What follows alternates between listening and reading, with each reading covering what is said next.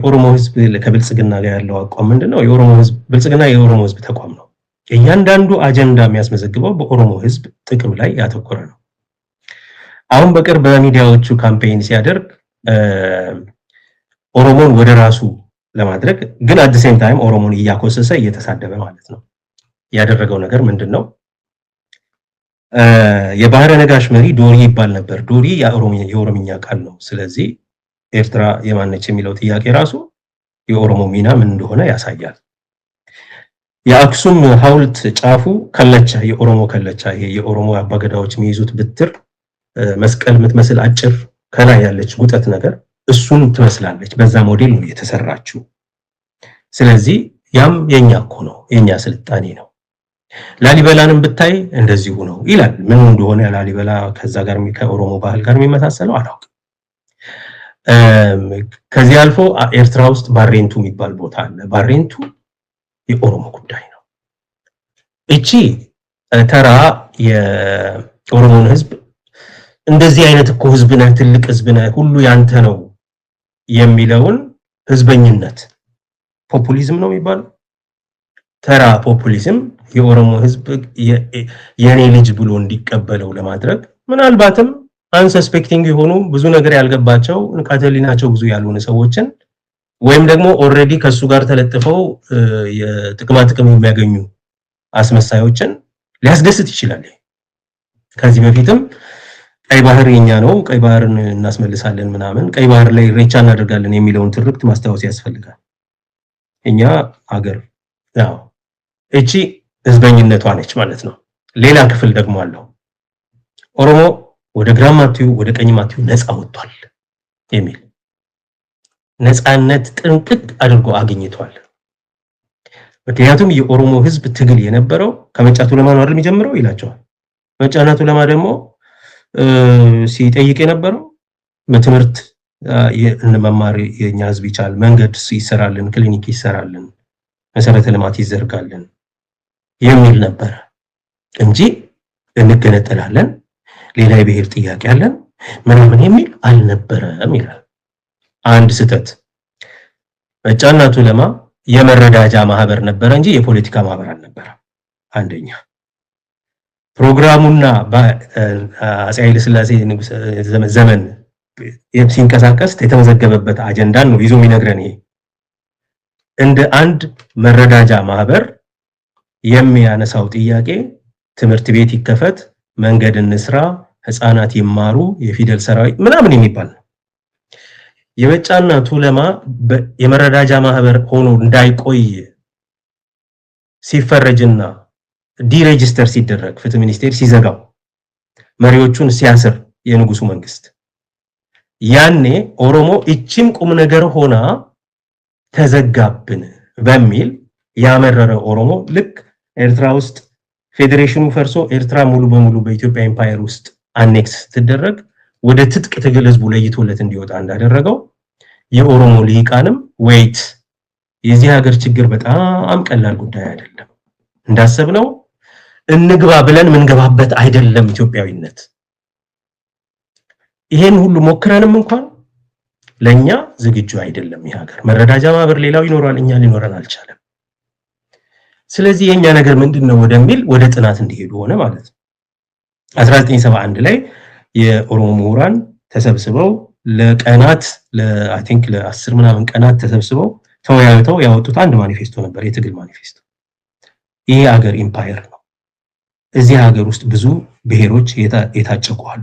ጸረ ቅኝ ግዛት፣ ጸረ ኢምፔሪያሊስት፣ ጸረ ፊውዶ ቡርዣ ያኔ መሬትም የገበሬው ስላይደለ እንቅስቃሴ ነው የሚያስፈልገው። የኦሮሞ ጥያቄ የብሔር ነፃነት የብሔራዊ ነፃነት ጥያቄ ነው። ናሽናል ሊበሬሽን ስትራግል ነው። ትግሉ የብሔራዊ ነፃነት ትግል ነው።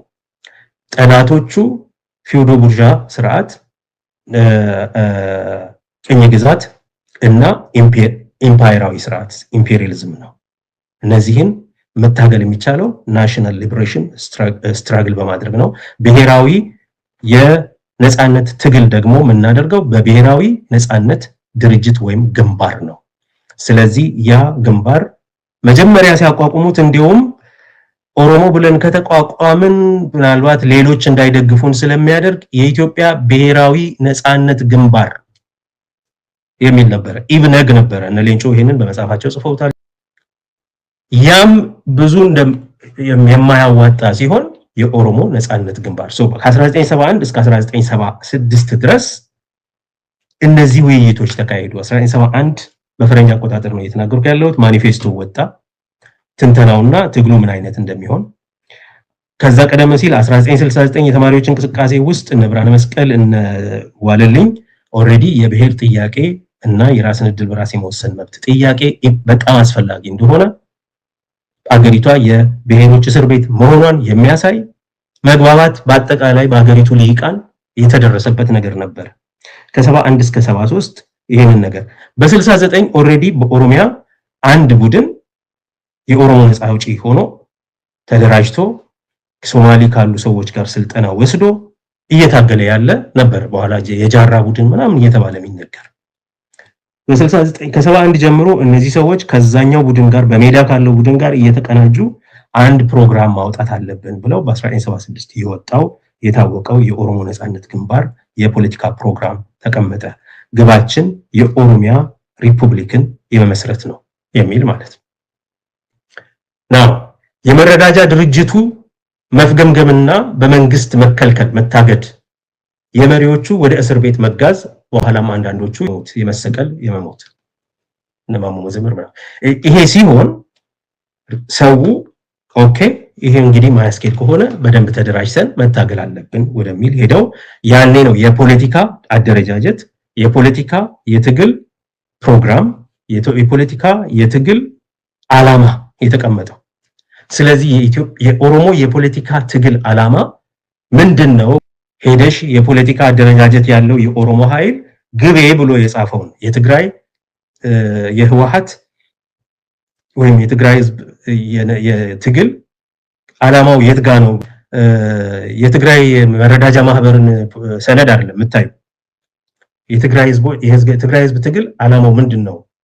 ፍላጎቱ ምንድነው የሚለውን ለማየት የህወሓትን ወይም ሌሎች ማህበረ ገስቲቪክ ትግራይ ተሃት ምናምን ያስቀመጡትን የፖለቲካ ፕሮግራም በማንበብ ነው እንጂ የመረዳጃ ድርጅቶች ኦኬ ተክለ ሃይማኖት አካባቢ አዲስ አበባ ላይ በእቁብ የተደራጁ ሰዎች ነጋዴዎች የተሰባሰቡበትን የመረዳጃ ማህበር ፕሮግራም አይደለም የምታየው። አብይ አህመድ የፈጸመው አንዱ ትልቅ ስህተት በዚህ ካምፔኑ የኦሮሞን ህዝብ እንደተለመደው የማጭበርበር ጉዳይ ለማድረግ የታገላችሁት እኮ ትምህርት ቤት ምናምን ለማፍጠር ቋንቋ ምናምን ነው እንጂ ለነፃነት የራስን ዕድል በራስ ለመወሰን ለክልልነት ለምናምን አይደለም የሚል በእናታችሁ ተጨፈኑ ልሸውዳችሁ ላሞኛችሁ የሚል አይነት ንግግር አድርጓል።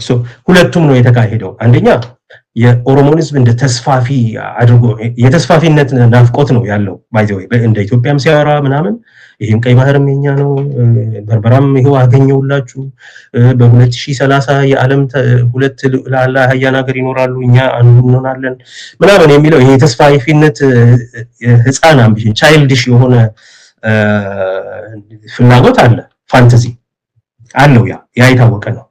ኦሮሞ ጋር መጥቶ ያንን ቻይልድሽ ፋንታዚ ለመቀስቀስ ይፈልጋል። የኦሮሞ ህዝብ ትግል አሁንም ቀደም ብዬ የጠቀስኩት የ1971 የኦሮሞ ህዝብ የትግል ማኒፌስቶ የሚገልጸው the Oromo has no empire to build ነው የሚለው። የተስፋፊነት የኢምፓየራዊ ናፍቆት የለንም፣ ምንሞትለት ምንታገልለት ኢምፓየር አይኖርም ብሎ ነው የሚጀምረው። ይሄንን የተረዳው አይመስለኝም ወይም አውቆ እያጨረበረ ነው። የሚያወራው ነገር ምንድነው? ይሄ ተራ ህዝበኝነትን ለማሳየት ከባሬንቱ ከዶሪ ከአክሱም ሐውልት ላይ ካለው የከለቻ ምልክት ምናምን ጋር ካያችሁት እኮ ኢትዮጵያ ውስጥ ሌላ በጣም አሳፋሪ ነገር በኦሮሞ ላይ የሚያሳዝን ነገር የተናገረው አንዱ በጣም ብዙ ህዝብ የተመሳጨበት እነ ጎበና ዳጬ ኢትዮጵያ ናቸው፣ ኦሮሚያ ኢትዮጵያ ነች፣ ኢትዮጵያን የሰሩት ሚኒሊክ ከሚኒሊክም በላይ ደም የከፈልንበት የተዋጉት ኢትዮጵያን የፈጠሩት ወደ ደቡብ የተስፋፋው ምናምን የኦሮሞ ጀነራሎች ናቸው። አድዋን የተዋጉት የኦሮሞ ጀነራሎች ናቸው። የአገሩ መስራች ሚኒሊክ ሳይሆን እንደውም እነሱ ናቸው ነው የሚለው በኦሮምኛ። ኦሮሞዎች ስለሆነ የመሰለው ኢትዮጵያ ማለት ኦሮሞ ነች። ስለዚህ ኦሮሞ ከኢትዮጵያ መገንጠል የሚባል ነገር አይቻልም፣ አይሆንም፣ ሆኖም አያውቅም ይላል። እንደዚህ አይነት ነገር ሊታሰብም አይገባው። again ይሄ የኦሮሞን ህዝብ ትግል መስደብ፣ የኦሮሞን ህዝብ መናቅ፣ የኦሮሞን ህዝብ ህፃን ነው እኔ ነኝ ማውቅለት አላወቀም እኮ አልተረዳም። በነገራችን ላይ ሲሰሩበት የቆዩ ነገር ነው። ብዙ መጽሐፍት ተጽፈዋል። ብር ተከፍሏቸው ነው። ደቻሳ የሚባል የኦሮሞ ምሁር ኦሮሞ እንደነበረ ማናቀው ድሮ የጎበና ታሪክ የኦሮሞ ታሪክ ምናምን እያለ ኢትዮጵያ እንደዚህ አይነት እየጻፉ በየሚዲያው ያወጡታል ያሰጡታል በየጊዜው። ምናልባት አትከታተሉ ይሆናል እንጂ በኦሮሞ ህዝብ የትግል ታሪክ ላይ የተደረገው ነቀፋና ስድብ ዛሬ አይደለም በ2019 ነው የጀመረው አብይ በየንግግሩ በየቦታው። በነገራችን ላይ ይሄ መርሳት የለም 2018 ስልጣን በያዘ በወሩ አማራ ክልል ሄዶ የኦሮሞ ትግል ታላቁን የኦሮሞ ብሔርተኝነት ታላቁን የኦሮሞ ህዝብ አሳንሶ ወደ መንደር አስገባው ብሎ የተናገረ ሰው ነው። ከዛን ጊዜ ጀምሮ ይሄንን ትርክት መቀየር አለብን። ፕሮግራም አላቸው ኦፒዲዮ ብልጽግና ታሪክን መልሶ መተረክ የሚል ፕሮግራም አዘጋጀው። ሴና ሴኔሱ ይረዴብኔ ሴኔሱ ቀብናስ ሃሊ እቲ ሴኔስኔ ታሪኩ የተጻፈበት መንገድ ትክክል አይደለም፣ ማስተካከል አለብን፣ ሴንተር ማድረግ አለብን ኦሮሞ የሚል ማለት ነው። ይሄ በኦሮሞ ህዝብ ታሪካዊ ትግል ላይ በኦሮሞ ህዝብ ብሶት ላይ ከባድ ዘመቻ ከተጀመረ ቆይቷል። ለዛ ነው አኖሌ ለምን መፍረስ የለበትም ምናምን ኖርማል ቋንቋ ሆነ። የቂም ቁርሾ ማሳያ ምናምን እንደሚሉት ማለት ነው። እና ይሄንን የጀመረውን ነገር አሁን በደንብ አደረጃ አብስቶ ለወቅታዊ የፖለቲካ ግብም ጭምር ለማለት የሌለ ታሪክ አዲስ ታሪክ እየፈበረከ ያለን ታሪክ እየሰደበና እያኮሰሰ ምንም የሚታገልለት ነገር የለውም። ኦሮሞ ሊታገልለት የሚገባ እንዲሁም የመሰረተው ሀገር አለው። ሌሎች እየቦጫጨቁበት ያለ ባህር በር ያስቀሩበት። ስለዚህ በወዛ ላይ ነው መተባበር ያለብን ወደሚል ነው። ይሄ አሳፋሪ ጉዳይ ነው ለኦሮሞ። ብልጽግናና ኦሮሞ ያላቸው ኢንተርፌስ ይሄ ነው። ናው አሁን እየሆነ ያለው ነገር የፊንፊኔ ጉዳይ ብቻ ሳይሆን የኦሮሞ ነጻነት ሰራዊት የተወሰነ የአመራር ክፍል ከፋኖ ጋር መተባበር ጀምሯል፣ ወይም ፋኖን ባለበት ጥምረት ውስጥ አለ የሚለው ነገር የኦሮሞ ህዝብ ውስጥ ብዙ ጥያቄ ያስነስቷል። ምክንያቱ ላብራራ። አንደኛ የፋኖ ትግል ሄዶ ግቡ ኦሮሞን ማጥፋት ኦሮሞን ማፍረስ ነው። ለምን የፋኖ የአማራ ፋኖ ማኒፌስቶ ተብሎ የተጻፈ ካርታ ሁሉ የተሳለበት የሚያሳየው ከላይ ከሁመራ አንስቶ እስከ ሶማሊያ ክልል እስከ ሶማሊ ክልል ድረስ ካርታው አማራ ነው የሚለው። ይሄ ከማዳጋስካር መጡ ቦረናና መደወላቡ ጋር ነው መንደራችሁ ምናምን የሚለው በደንብ ተጽፎ ፕሮግራም ተደርጎ ተቀምጦ አለ። አያፍሩበትም። በአደባባይ በመድረክ ላይ የአማራ አሶሲዬሽን ኦፍ አሜሪካ ምናምን የሚባለውም በአደባባይ ሁሉ ይሄን ነገር ሲያወሩ ነበር። ዛሬም ይሄ ነገር አለ። ይታያና በአንገር ጉቴ በኪረሙ በእነዚህ ቦታዎች አብይ ስልጣን ከያዘ ቀን ጀምሮ እሱ ያስታጠቀው ፋኖ መጀመሪያ ልክ ትግራይ ለመዝመት ሲሄድ ያስታጠቀው ፋኖ እንደነበር ያስታጠቀው ፋኖ ህዝብን እያሸበረ ብዙ ቀበሌዎችን ከ200 በላይ ቀበሌዎችን ተቆጣጥሮ ሲፈልግ ሰብል እየዘረፈ ከብቶች እየነዳ አባይ ማዶ እያሻገረ የሚኩራራ እዚህ ደግሞ ይታጠቃል። ይሄንን ሽጦ ቡና ሽጦ አቮካዶ ሽጦ ይታጠቃል የሚሉትን ሰው አቮካዶውን እየቆረጡ ቡናውን እየጨፈጨፉ ከብቶቹን እየነዱ ቤት ያለውን ቤቱን እያፈረሱ እያቃጠሉ ህዝቡ ተፈናቅሎ በጣም እስከ 300,000 ሰው ተፈናቅሎ እኮ ሻምቡና ነቀምት ዩኒቨርሲቲዎች ውስጥ ሜክሺፍት እንትን ውስጥ ይቀመጥ ነበር።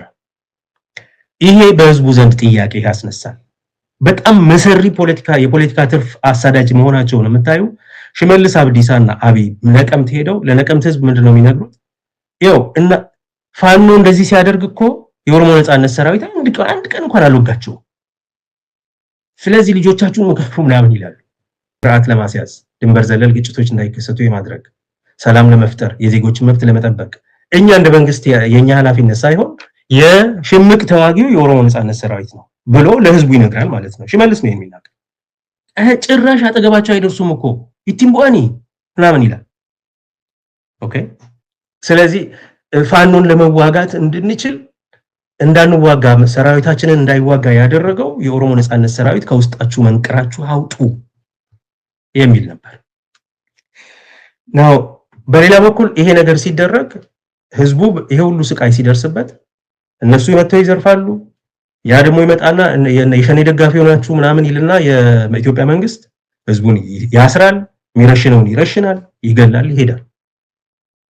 ይሄ በጣም ብዙ ብሶት የፈጠረ ነው። በነገራችን ላይ ሳንረሳ በዚህ ዘመን ውስጥ ነው በትግራይ ጦርነት እየተካሄደም ባለ ከዛም ቀድሞ ጀምሮ ሰው በስማም ተብሎ የታረደው ኦሮሚያ ውስጥ ነው። ሰላሌ ላይ ገለው ሰቅለው እንደዚህ በብትር ላይ ሰቅለው አንገት ምናምን ያሳዩት ነገር ነበር። ኦኬ እኔም የምረዳው ትግራይ ከኤርትራ ጋር ቢተባበር ከአማራ ጋር ቢተባበር በደንብ ይገባኛል። ምክንያቱም የህልውና አደጋ ውስጥ የገባው በር ተዘግቶበት ነው። በእነዚህ አካባቢዎች ጠላትነት ተፈርጆ በሁሉም በኩል ከበባ እንዲደረግበት መፈናፈኛ እንዳይኖር ተደርጎ ህዝቡን ለመፍጀት የተደረገ እንቅስቃሴ ነበር። ስለዚህ ትግራይ ብሔራዊ ጥቅሟ ፋይዳዋ ካሁን ጀምሮ ማለት ነው መርህ ንጽህ ምናምን ብቻ ሳይሆን በማንኛውም ጊዜ ከከበባ ነፃ የሚሆኑበት ሰብረው ሊወጡ የሚችሉበት አገልግሎት የሚያገኙበት እድልን የሚከፍቱበትን መንገድ ሁሉ ጊዜ መፈለግ አለባቸው። ቋሚ የትግል አምድ ከሚሆኑ ነገሮች ፒላር ከሚሆኑ ነገሮች አንዱ ትግራይ ከከበባ ነፃ አድርጎ የሚያኖር የሚያቆይ አንድ ነገር የሌለበት ፖለቲካ አናደርግም የሚል የትግራይ ህዝብ ሁሉ የትግራይ ፖለቲከኛ ሁሉ ሊስማማበት የሚገባ ነገር በዚህ ምክንያት እረዳለሁኝ የነሱ የህልውና ጉዳይ ነው። በመርህ ደረጃ የማይግባባቸው ሻዕቢያ በመርህ ደረጃ ፈጽሞ አብረው የማይቆሙ የይገባኛል ጥያቄ ያለው ቡድን ጋር ከአማራ ፋኖ ጋር ሲወስን ሌላ ትልቅ መርህ እንደ አምድ አድርጎ እንደ ኮር አድርጎ ስለተቀበለ ይመስለኛል። መሆንም አለበት ደግሞ የመከበብ አደጋ ብዙ ዋጋ አስከፍሏል ማለት ነው። በቋሚነት የውጭ ጉዳይ ፖሊሲያቸው ከሌሎች ጋር ያላቸው ግንኙነት ፖሊሲ የህዋት ሰዎችም ሆኑ ሌላ የትግራይ ፖለቲካ ሊቅ ማሰብ ያለበት ከከበባ ይሄ ህዝብ እንዴት ይተርፋል፣ በር እንዳይዘጋበት እንዴት ማድረግ እንችላለን፣ ምን አይነት ዲፕሎማሲ ይኖረናል፣ ምን አይነት ጉርብትና ይኖረናል፣ ምን አይነት ነገር ሰተን ምን አይነት መቀበል እንችላለን የሚለው ላይ ግልጽ የሆነ የፖለቲካ ውይይት ህዝቡ ድረስ መድረስ አለበት። ይሄ ዝም ብሎ የሚነቃቀፉት ነገር ጊዜ ያመጣው አንዱ ከጌታቸው ጋር እንትና እንደዚህ ናቸው ምናምን የሚለውን ትተው በቋሚነት አንዱ ትልቁ የሚጋረጥበት የትግራይ ህዝብ ቋሚ አደጋ የመታፈን አደጋ፣ የመከበብ አደጋ፣ ተቆርጦ የመቅረት መፈናፈኛ የማጣት በር የማጣት አገልግሎት የሚያገኙበት ነዳጅ የሚያስገቡበት የሚል ነው። እንዲያውም በተለይ ከአፋርና ከኤርትራ ጋር ተባብሮ የወደብ አክሰስ ሁሉ በቋሚነት የሚያገኙበት ሌላ ነገር ሰጥተው ይሄንን ማዕከል ይሄ የሁላቸውም ፖለቲካ ኃይሎችና ድርጅቶች ማዕከላዊ አንድ ሐሳብ ነው። በመርህ ደረጃ ላይግባቡ ይችላል። ዲሞክራሲያዊ ተቋም አይደለም የኤርትራ አመራር አንደርስታንደብል። ብዙ ቂም ቁርሾ ያደረሰብንም ነው የታወቀ ነው፣ አልተረሳም። ዛሬ በመፈቀናቂያ ካምፕ አሉ፣ ተረስቶ አይደለም። ከዚህ የሚበልጥ ዘለቄታዊ የህልውና አደጋ እንዳይኖር ለማድረግ ትክክለኛ የሆነ መሬት የረገጠ ፕራግማቲክ የሆነ ማለት ነው ሪያሊስቲክ የሆነ የግንኙነት መርህ መቀመጥ ስላለበት ይሄንን በደንብ እረዳለሁ። የትግራይ ህዝብ ይሄንን እንዲያውቅልኝ ይፈልጋል። በኦሮሞ ብሔርተኛ ዘንድ በኩል ኦሮሞ ከፋኖ ጋር ሲተባበር አንደኛ እየተፈጸመ ያለውን ነገር እየተፎከረ እየተዘፈነ ያለውን ነገር የኦሮሞ ቡድን የኦሮሞ የፖለቲካ ልሂቅ ከነዚህ ሰዎች ጋር ከመደራደሩ በፊት ከመጣመሩ በፊት ከመተባበሩ በፊት ምንድናቸው እነዚህ ነገሮች? ምክንያቱም ፍጻሜያችሁ ምንድነው? መጨረሻ ዞሮ መግቢያችሁ የትግላችሁ የአማራ ፋኖ ሲባል ኦሮሚያን ማፍረስ፣ ቢዛሞ የኔ ነው፣ ደራ የኔ ነው፣ መተከል የኔ ነው፣ ከተማው የኔ ነው፣ በረራ ነው፣ በሁሉም ከተሞች ውስጥ የኛ ነው፣ አጥንተ ርስታችን ነው ምናምን የሚል አቋም ይዘ መነሻችን አማራ መድረሻችን ኢትዮጵያ እያልክ እኔ የምታገለው ለኦሮሞ የመብት መስፋት ሆኖ ኦኬ ሆኖ እንዴት ነው የምንተጋገዘው? አብይ ጠላታችን ነው፣ የጋራ ጠላት ነው። አዎ እሱ በነገራችን ላይ ይሄ መጣመሩን ሐሳብ ምናምን በማመንጨት የመጀመሪያው ሰው ነኝ እኔ። ሆርን ኮንቨርሴሽን ላይ ሄዳችሁ ማየት ትችላላችሁ። ምንም ጥያቄ የለም። አብይን ሁላችንም የጋራ ጠላታችን ስለሆነ ተባብረን ማስወገድ አለብን። ይሄ የመጀመሪያ አክሲዮም ነው። ነገር ግን አብይን ስናስወግድ ከአብይ የባሰ በእኛ ላይ ጉዳት ለማድረስ አብይን የምንቃወምበትን ምክንያት እነሱን እንድንቃወምበት የሚያደርግ ባለን ብሶት ላይ እንደገና ሌላ ጦርነት እያዘጋጀን ነው ራሳችንን ማለት ነው። ስለዚህ ትንሽ ጠለቅ ያለ ውይይት ያስፈልጋል። በተለይ በሰፊ ጥምረት ውስጥ ካለን ሌሎቹም የሚታዘቡት የኛንም ጥቅም ከግንዛቤ ከተው አንዳንድ ነገር ገደብ ሊኖረው የሚገባ ነገር አለ ወይም መስተካከል መቃኘት ደግሞ ታይቶ መቃኘት ያለበት አነጋገር አደራረጋል። አሁን ጥምረት ውስጥ አሉ እየተባለ ሰሞኑን በአንገር ጉቴ በሚባል ቦታ ወደ 39 ሰው ነው የተረሸነው። በማን ፋኖ በሚባል ኃይል። ጥምረት ውስጥ ካላችሁ እንዴት ነው እንዲህ አይነት ነገር በፋኖ የሚፈጸመው ለምን ብሎ መጠየቅ። ይሄን ያየ ህዝብ ሮጦ አሁን ምን እያለን ነው? የኦሮሞ ነጻነት ሰራዊትን ሰዎች ከነዚህ ሰዎች ጋር የምትቆሙም ከሆነማ በቃኛ አብይ ይሻለናል። አንደኛውን አብይ እንጋለናል። ህዝቡ ላይ እንደዚህ አይነት ኦሬዲ ብሶት ያለው ሰው ህዝብ ነው። ተሳቆ የሚኖር ህዝብ ነው። በመፈናቀያ ካምፕ ውስጥ የሚኖር ህዝብ ነው። በዛ ላይ ይሄ ሁሉ እየሆነበት ተፈናቀልን እየተባለ የሚከሰሰው በወለጋ አማራ ተፈናቀለ እየተባለ የሚከሰሰው ህዝብ ይሄ ነው። ኦኬ ተፈናቅሎም ተፈናቀልን ተብሎ የሚዘፈንበት ህዝብ ነው። ይህ ህዝብ ከፋኖ ጋር ነን ሲባል ከፋኖ ጋር የምትቆሙ ከሆነ እኛ ከአብይ ጋር ነን አንሰማችሁም የሚል አልቲሜተም በሚመስል ከያቅጣጫው ለኦሮሞ ነጻነት ሰራዊት እውነተኛ አመራሮች እነዚህ መሪ የለሽና ሰራዊቱን የማይወክሉ ከጥምረቱ ጋር የተጠላጠሉ ኦልሞስት ውስጣዊ መሰረት ስለሌላቸው በተግባር ከትግራይ ኃይሎች ከአማራ ኃይሎች ጋር በአካል ተገኝተው ተነጋግረው ተወያይተው ይሄ ነው ዝርዝሩ፣ ከኛ የሚጠበቀው ግዴታ ይሄ ነው የተቀበልነው፣ ከነሱ የምንጠብቀው ግዴታ ይሄ ነው፣ የምናገኘው ጥቅም ይሄ ነው የሚለው ላይ ተነጋግራቸዋል ወይ ብዬ ስል አይ በጠቅላላው ማለት የኦሮሞዎችን አይደለም ያናገርኩት። ምክንያቱም እነሱ በኦሮሞ ነጻነት ሰራዊት ውስጥ ቦታ ያላቸው ሰዎች አይደሉም። አሁን ባለው ሁኔታ ከሌሎቹም ነው ያናገርኩት። ለጊዜው ተዋቸዋለሁ ለማን ነው ምንድነው ያለ መሰረታዊ የሆነ ኦፕሬሽናል ኮኔክሽን ተፈጥሯል። ነገር ግን አሁን አንተ እንደምትለው ዝርዝር ነገር ገና ይቀራል።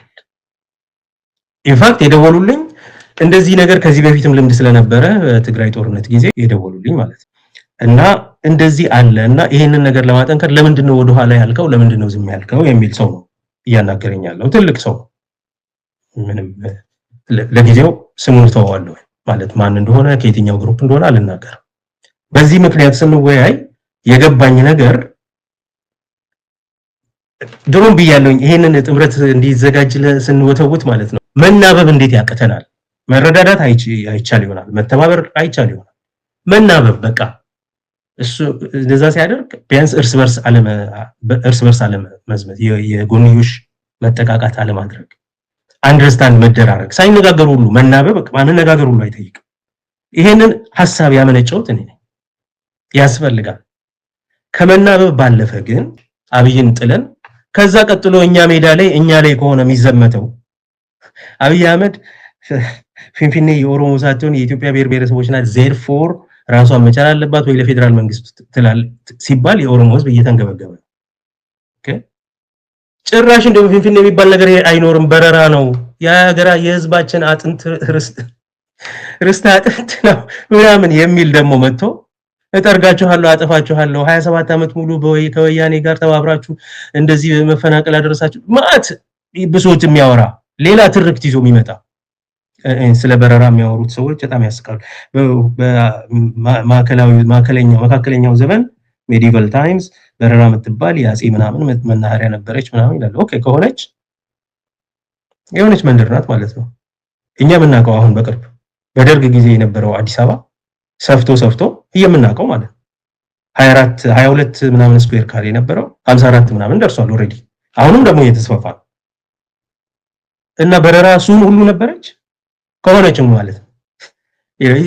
ብዙ አስቂኝ ነገሮች አሉ ጠለቅ ብለን ካየነው እንደ ትንተና ማለት ነው። ናው እነዚህ ሁሉ ጥያቄዎች አሉ። ሶ አብይን ጥለን ቀጥሎ ምንድነው ያላችሁ ፍኖተ ካርታ? ቀጥሎ ምንድነው የሚሆነው የሚለው ላይ የሚሆነውማ በቃ ይሄው የፎከርን የነበረውን ሁሉ ፉከራ በተግባር እናውላለን የሚባል ከሆነ ዘን አብይን መጣል ኦሮሚያን የጦርነት አውድማ ማድረግ ነው ማለት ነው። ሶ የትግራይ ሊቃን ምን እንዲረዱን የምንፈልገው ማንንም ሰው ቢሆን አጃቢ መሆን አንድ ነገር ነው። እናንተ ስትዘምቱ አለመቃወም አንድ ነገር ነው። እንደውም መተባበርም አንድ ነገር ነው። እሱን ጥለን ግን ከሱ የባሰ ጅብ ራሳችን ላይ የምናመጣ ከሆነ ዘን ጥያቄ አለ። ሶ ምን ይያልኩኝ ነው ይሄንን ነገር እንዳይከሰት አንደኛ ነገር ግልጽ የሆነ ዝርዝር የስምምነት ሐሳብ መቀመጥ አለበት። ሁለተኛ ዝርዝር አቅጣጫ መቀመጥ አለበት። ከዛስ የሚለው ማለት ነው። ከዛስ እንዴት ነው አገሩን ምናረጋጋው፣ ህዝቡን ምናረጋጋው፣ መሳሪያ ምናስቀምጠው፣ ጊዜያዊ መንግስት ምናቋቁመው፣ ህዝቡ ወደ ዲሞክራሲያዊ አካሄድ እንዲሄድ ምናደርገው፣ ለመብቶቻችን ጥያቄዎች ምላሽ ምናገኝበትን ነገር እንዴት ነው ምናደራጀው፣ ባለው ህገ መንግስት እንሄዳለን፣ ሌላ ህገ መንግስት ያስፈልገናል፣ ሌላ ህገ መንግስት እናደርጋለን። እንደዚህ አይነት ነገር ላይ ዝርዝር የሆነ አቅጣጫ ላይ መግባባት መደረስ አለበት። ይሄም ማይሆን ከሆነ አሁን በጦርነት ሰዓት እየተለበለብኩኝ ነው። ጦርነትን ለማስቆም ከሌሎች ሰዎች ጋር አጋር ሆኜ ሌላ ጦርነት ሰፊ እና ከባድ ጦርነት በራሴ ላይ እየጠራው ከሆነ I'm not going there. I think he understandable ለሁሉም ሰው ግልጽ እንዲሆን ያስፈልጋል። አሁን የማየው ነገር ምንድነው በውጪ በአገር ውስጥም አሁን ኬንያም ፖርት ሱዳንም ደማዚንም የተደረጉ ስብሰባዎች አሉ አውቃለሁ። አሁን ኬንያ ላይ ጭራሽ ስለ ሽግግር መንግስት እናወራ አብሮነት ምናምን የሚባለው ግሩፕ ያወራል እና እዛ ውስጥ ጥሩ ነው። አሁን ስለ ሽግግር ምናምን ማውራት ተጀመረ። ዝርዝር ሐሳብ ግን የላቸው። የት ለመድረስ ምን ለማድረግ ዝርዝር ሐሳብ የላቸው። ኦፍ ኮርስ መገለጽ የለበትም ግን ለራሳቸው ለውጭ አደባባይ መገለጽ ላይኖርበት ይችላል ጊዜው ስላይደለ። ለራሳቸው ኮንሰምፕሽን ግን ለአመራሩ ተስማማ ለሚባለው ቡድን ግልጽ መሆን አለበት።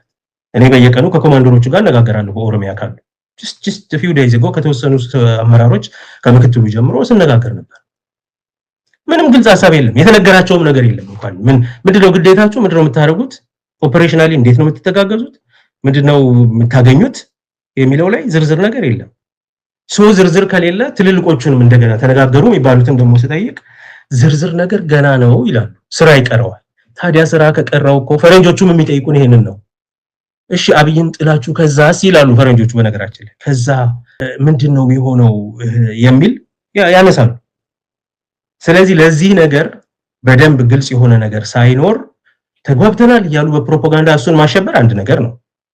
ግን ትልቅ ስራ ግን ይጠብቃል እና ይሄ ነገር የኃይል አስተላለፍን ጋር ተያይዞ የሚነሳ ስለሆነ ይሄን ነገር አትኩሮት ሰጥተን ልንሰራው የሚገባ ያልተሰራ ጉዳይ ነው